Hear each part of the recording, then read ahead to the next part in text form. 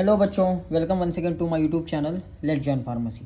तो आज की वीडियो में हम यूनिट 3 का एक last part that is pharmacokinetic parameter के बारे में बात करेंगे।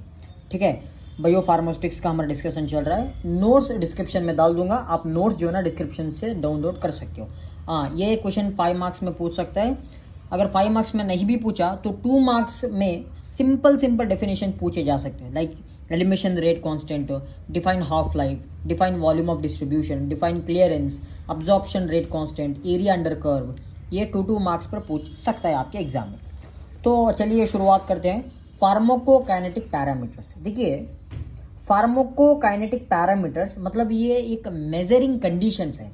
ठीक, एक ड्रग को किस तरीके से रहना है कि कैसे वो ड्रग एलिमिनेट होता है, कैसे उसका हाफ लाइफ होता है, ठीक है, और वॉल्यूम ऑफ डिस्ट्रीब्यूशन, कैसे वो ड्रग जो है ना बॉडी के अंदर डिस्ट्रीब्यूट होता है, ठीक, और बॉडी से बाहर टोटली क्लियरेंस कैसे होता है वो ड्रग, वो सभी जो है ना उसी को हम कहते हैं फार्माकोकाइनेटिक पैरामीटर्स, मतलब मेजरिंग फीचर्स। गुड, या समझ में आ रहा है? यस। तो एलिमिनेशन रेट कांस्टेंट ये एक है, देन हाफ लाइफ के बारे में देखेंगे, then volume of distribution, clearance, absorption rate constant, then area under curve. ठीक, चैनल पर सब्सक्राइब बटन दबा लो, दबा लिया? Yes. Elimination rate constant, the elimination rate constant, हाँ सीधी से बात, एलिमिनेशन मतलब बाहर निकालना, इसी को हम क्या कहते हैं? एलिमिनेशन कहते हैं। ठीक, elimination is nothing but excretion, बाहर जाना। ठीक है, yes. The elimination rate constant describe the fraction of the drug eliminated per unit of time, मतलब एक यूनिट टाइम के अंदर कितना ड्रग बाहर जा रहा है, उसी को हम क्या कहते हैं? Elimination rate constant. एक बात आपको याद रखना है, हमेशा एलिमिनेशन जो है ना वो फर्स्ट ऑर्डर काइनेटिक फॉलो करता है। या elimination rate constant consider a single IV bolus injection of drug x as time proceeds the amount of drug in the body is eliminated, मतलब जैसे जैसे टाइम होता जाएगा वैसे ड्रग बॉडी से बाहर चले जाएगा। ठीक है, ये तो एक फंडा है। Thus the rate of elimination can be describe. ठीक है, ये फर्स्ट ऑर्डर काइनेटिक। यानी देखिए D X by D Z is equal D T is equal to minus K X. D X by D T मतलब drug, okay, drug with respect to time क्या हो रहा है? माइनस के एक्स एलिमिनेट हो रहा है। ये सारा कुछ यहाँ देखिए अब्रीवेशन है। एक्स जो है ना ये अमाउंट ऑफ ड्रग एक्स है, और ये एक्स नॉट जो है ना ये डोज है। ठीक है, के first order elimination rate constant. आप इसको इस तरीके से भी लिख सकते हो, x is equal to x naught e x p exponential जिसे कहते हैं minus k t. The next is a half life, that is k half. Guys, half life मतलब आपके पास 100% ड्रग है, वो 100% ड्रग 50% होने में जो टाइम होता है ना उसी को हम क्या कहते हैं? हाफ लाइफ कहते हैं। ठीक, जब ड्रग बॉडी से बाहर निकलता है उसको 6 हाफ लाइफ टाइम से गुजरना पड़ता है। 6 हाफ लाइफ टाइम के बाद ड्रग बॉडी से बाहर जाता है। ठीक, yes. The time required to reduce the plasma concentration to 1/2 its initial value, इसका इनिशियल वैल्यूम कितना भी हो, या 100 हो या 200 हो, ठीक है, वो बॉडी के बाहर निकलने टाइम अगर वो 50% हो गया, वो 50% होने में वो टाइम को हम क्या कहते हैं? हाफ लाइफ कहते हैं। तो T half is equal to 0.693 divided by K T. This parameter is very useful for estimating how long it will take for leaves to be reduced by half the original concentration. ठीक, original concentration आधा होने में कितना time चाहिए वो consider करने के लिए बहुत ही यूजफुल है। Then it can be used to estimate for how long a drug should be stopped if the patient has toxic drug levels। ठीक, पेशेंट के अंदर वो ड्रग टॉक्सिक दिखा रहा है, टॉक्सिसिटी दिखा रहा है, तो वो पेशेंट के अंदर जो है ना वो ड्रग कितने समय तक रहना चाहिए, उस बात को भी जानने के लिए हमें टी हाफ मतलब हाफ लाइफ की ज़रूरत पड़ती है। Then volume of distribution, volume of distribution बहुत ही सिंपल से मैं आपको बता देता हूँ। देखिए, आप एक बॉटल लीजिए, उस बॉटल के अंदर आप क्या करें?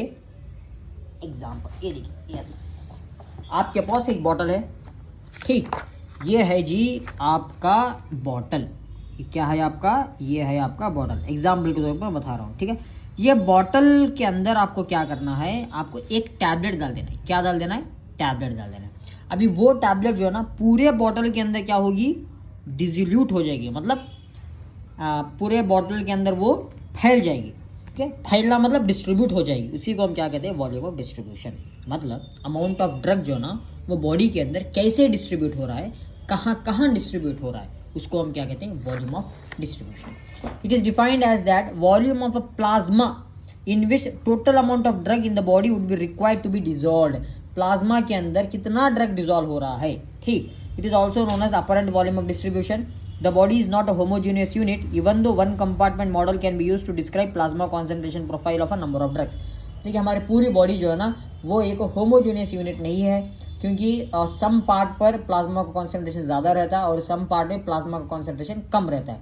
इसलिए हम ड्रग के कॉन्सेंट्रेशन को, ड्रग जो है ना कितना स्प्रेड हो रहा है बॉडी के अंदर, उसको डिटरमाइन करने के लिए हम एक कंपार्टमेंट का इस्तेमाल करते हैं. जैसे कि हमने देखा था वन कंपार्टमेंट सब कुछ, ठीक उस तरीके से. और ये एक इम्पॉर्टेंट है गाइज, ठीक, वेरी इंपॉर्टेंट पैरामीटर है, क्योंकि ये जो है ना हमें आइडेंटिफाई करता है, ये हमें बताता है कितना ड्रग जो है ना बॉडी के अंदर डिस्ट्रीब्यूट हो रहा है. यस. और यहाँ अलग अलग प्लाज्मा कॉन्सेंट्रेशन रहते हैं. और एक बात आपको याद रखना है, it is important to realise that the concentration of the drug in the plasma is not necessarily the same in the liver, kidney और अदर टिश्यूज. जैसे लिवर, किडनी या अदर टिश्यूज रहते हैं ना, ठीक है. मतलब अगर एक बात आपको मान के चलनी है, अगर कॉन्सेंट्रेशन इन द प्लाज्मा, ठीक है, 100% रहा तो लिवर के अंदर वो चेंज हो सकता है, किडनी के अंदर वो चेंज हो सकता है, टिश्यूज़ के अंदर वो चेंज हो सकता है. तो CP मतलब C plasma is equal to VD into tissue, volume of distribution into X, मतलब ये टिश्यू वाला है. आप वॉल्यूम ऑफ डिस्ट्रीब्यूशन को इस तरीके से भी लिख सकते हो, VD is equal to X upon CP.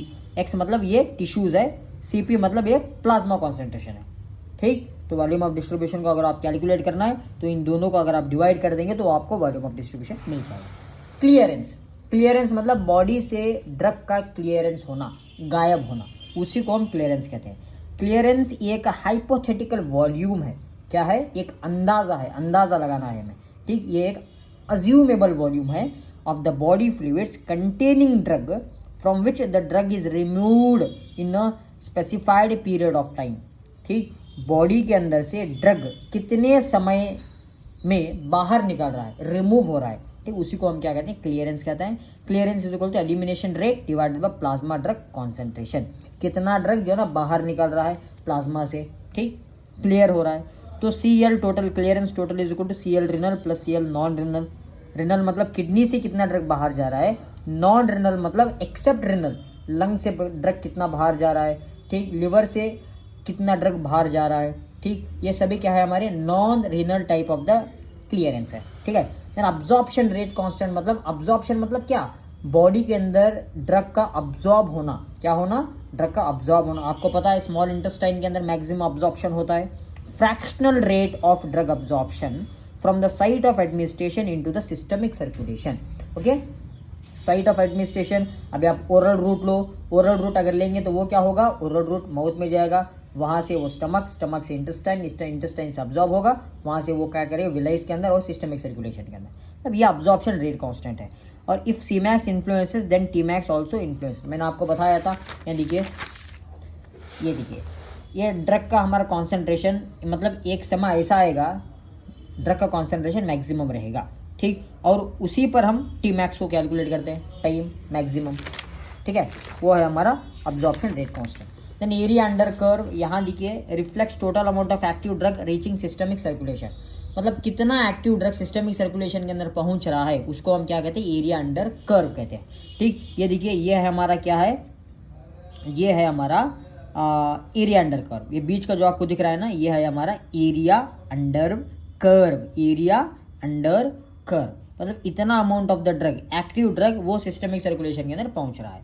और ये इस्तेमाल किया जाता है टॉक्सिकोलॉजी के अंदर, ड्रग के टॉक्सिसिटी को डिफाइन करने में, बायोफार्मास्यूटिक्स में एंड फार्माकोकाइनेटिक के अंदर. देन कैलकुलेशन आप कैसे AUC को कैलकुलेट कर सकते हो? Cut and wait method. मतलब आपको क्या करना है? प्लाज्मा, इसको प्लाज्मा और टाइम दोनों को क्या करना है? आपको एक ग्राफ प्लॉट करना है, उसको कट करना है, वे करके आप कॉन्सेंट्रेशन को मेजर कर सकते हो. ये ज़रूरत नहीं है, बस आपको मैं इम्पॉर्टेंट बता रहा हूँ फॉर्मेलिटी के तौर पर. देन काउंटिंग स्क्वायर मेथड, यहाँ काउंट करना है स्क्वायर्स को ग्राफ पेपर के ऊपर और आप एरिया को एस्टिमेट कर सकते हो. देन ट्रेपेजॉइडल रूल, यहाँ सिंपल है. मतलब ट्रेपेजॉइडल मतलब क्या होगा? दोनों, मतलब एक one pair parallel, another pair is not parallel, ठीक. उसको हम ट्रेपेजॉइडल कहते हैं. आपको क्या करना है? ट्रेपेजॉइड फिगर्स को आपको सेपरेट करना है. एरिया अंडर कर्व में आपको क्या करना है? ट्रेपेजॉइडल सेगमेंट्स आपको सेपरेट करना है, उन ट्रेपेजॉइडल सेगमेंट को आपको सेपरेट करना है, देन समेशन एरिया को समेशन करना है, then calculate the total area. तो ये हो गया हमारे कैलकुलेशन ऑफ द AUC। तो गाइस कैसा लगा वीडियो अच्छा लगा तो सब्सक्राइब कर लो, चैनल पर नए हैं तो आप बेल आइकन को ऑन कर लो, सब्सक्राइब तो करना है आपको, और वीडियो के डिस्क्रिप्शन में नोट्स है, जाके डाउनलोड कर सकते हो। Thank you, have a nice day.